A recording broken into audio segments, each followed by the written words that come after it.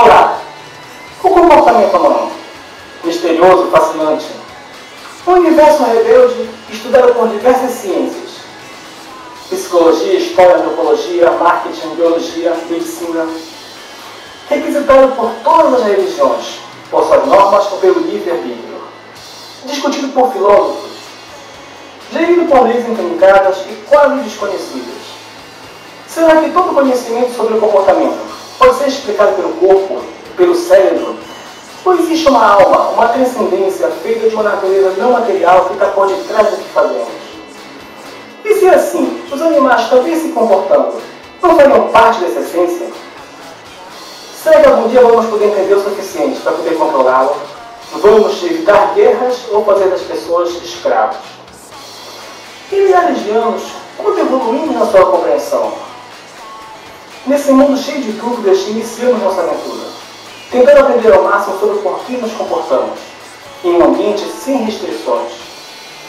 Já que para intervir de maneira abrangente no comportamento humano, produzindo mudanças significativas, todos os conhecimentos falharam. Nos resta a humildade de tentar sempre uma outra vez. Nessa primeira temporada falaremos da psicologia, apresentando sua história, as escolas de pensamento, as aplicações práticas dos conhecimentos psicológicos e o que podemos esperar de uma psicologia para o futuro. Depois, apresentaremos o comportamento estudado por outros conhecimentos, pela religião, pela parapsicologia, pela medicina, pelo marketing, e seguimos até onde encontrarmos uma explicação de quais são as leis que regem nossas decisões. Como podemos mudar? Como podemos fazer diferente? Assim apresentamos o começo da psicologia moderna, vendo um pouco da história de dois filósofos antigos que ajudaram a gerar o sentido de mundo que quase todos compartilham. Hoje é 22 de fevereiro de 2010. Eu sou Fernando Dias. Seja bem-vindo à TV Conselhos. A filosofia, mãe de todas as ciências, nasceu na Europa, onde as sociedades eram alicerçadas no trabalho de escravos. Sem necessidade de trabalharem para proverem seu sustento, muitos cidadãos das regiões onde atualmente estão a Itália e Grécia passaram a se dedicar unicamente ao pensamento, tentando de uma maneira racional explicar a existência do mundo, a origem da vida. Desenvolveram um discurso sobre valores, sobre o bem e o mal, sobre a religião, sobre o comportamento humano. No espaço onde hoje é a Itália, situava-se a região de Eleia, uma escola filosófica muito antiga e conhecida. E como representantes famosos estão Parmênides e Zenão. Esses dois senhores desenvolveram uma filosofia muito diferente do modelo de mundo que temos hoje. Pregavam a verdade como uma coisa unitária, fixa, permanente, e para conhecê-la tínhamos de lutar, limpando as ilusões do caminho.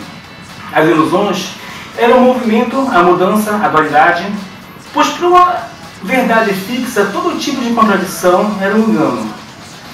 No fundo, não havia oposição entre as coisas. As guerras dos opostos, como frio, quente, dia, noite, bem e mal, eram ilusões lógicas que colocávamos no mundo devido à nossa condição imperfeita em vermos a realidade. A verdade que seria, no fundo, uma essência única e imutável. Ou seja, como o nosso sentido de tempo está relacionado à observação das mudanças que acontecem ao nosso redor, somadas à nossa capacidade para recordá-las e organizá-las de uma maneira lógica, em uma ordem de causa e efeito, no uso de uma faculdade chamada memória, o tempo igualmente não passava. Ele também era uma ilusão imperfeita dos humanos na tentativa de conhecerem a essência do universo. Para provar que a ilusão estava presente em tudo, Zenão propõe vários experimentos racionais chamados paradoxos.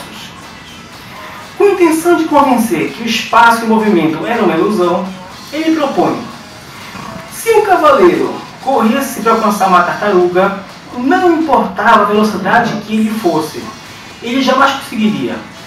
Porque quando ele tivesse percorrido todo o espaço que lhe separava da tartaruga, não importava quanto lenta fosse ela já não ia estar mais lá. E isso ia se repetir em qualquer nova tentativa que o cavaleiro fizesse. Então, como seria possível que qualquer pessoa pode facilmente agarrar uma tartaruga, mesmo que essa esteja se movendo? Não é curioso? Muitos séculos depois, o filósofo Bertrand Russell trouxe uma resposta para esse paradoxo. Para resolvermos essa equação, segundo ele, temos que contar o espaço percorrido pela tartaruga, como também fazendo parte do espaço inicial.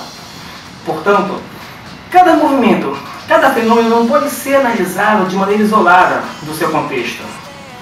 Isso tem muito a ver com o que propõe a atual psicologia da Gestalt, em que o todo não é somente a soma das partes que o integram, mas no todo encontramos características novas que não podem ser explicadas se nós procuramos as explicações nas partes que compõem a totalidade. Eu explico? Bom, não tem problema. Esse fascinante assunto nós vamos ver em outro vídeo. Por enquanto, vamos analisar a proposta de Zenão, outra, para convencer as pessoas de que a essência do mundo é unitária e fixa. Ele pergunta: se o movimento existe, onde ele pode ser localizado no tempo? Então, veja. Suponhamos que você anda 1 metro por segundo. A cada segundo você é encontrado parado e não caminhando. Assim, onde está o movimento? Centenas de anos depois, o filósofo Hegel diz que sim, o movimento existe, sendo que o movimento é dialético. Você está tanto parado quanto em movimento, numa associação de opostos. Você acha que essa história de Zenão é muito distante da nossa cabeça e nada tem a ver com a vida moderna? Então me diga, quem nasceu primeiro, o ovo ou a galinha? Esse foi também um paradoxo proposto por ele. Foi Charles Darwin quem, em séculos mais tarde, deu uma explicação boa para isso, não é verdade? Quais seriam as implicações da escola de Alea para a psicologia? Você concorda que no mundo fixo, unitário, não havia espaço para a culpa? Já que a culpa é um lamento humano de poder haver agido de outra maneira numa situação passada? Se não existe dualidade, não há outra maneira. Se não existe mudança, não há tempo. E, portanto, não há passado. As pessoas não tinham por que culpar-se pelas coisas que faziam. Todas suas ações eram a expressão de uma singularidade inexorável. Vocês já viram uma coisa curiosa? Os animais, que não sejam humanos, eles demonstram culpa? Bom, essa deixa para vocês pensarem, porque a resposta para isso eu também não sei. Teorias atuais como a psicanálise, no mundo dominado por esse pensamento, jamais podiam existir. E se tratando de profissionais da mudança, poucos psicólogos podiam fazer no mundo estático, como diz Zenão e Parmênides. Semana que vem vamos ver a filosofia dos jônios. E que ela contrasta com a dos helenos? Como é o mundo para eles? Onde eles colocariam a ilusão? E como eles propunham chegar a um conhecimento que não seja através de paradoxos? E quais contribuições essa filosofia trouxe para a psicologia moderna? Obrigado, Jane Age, Borges Moreira, Keila Tayani e outros amigos que, como você, apertaram o botão amarelo e adicionaram ao nosso canal a sua lista de inscrições. Dúvidas, críticas e sugestões, escreva para mim, fernandodiastv@gmail.com. Um abraço e até lá!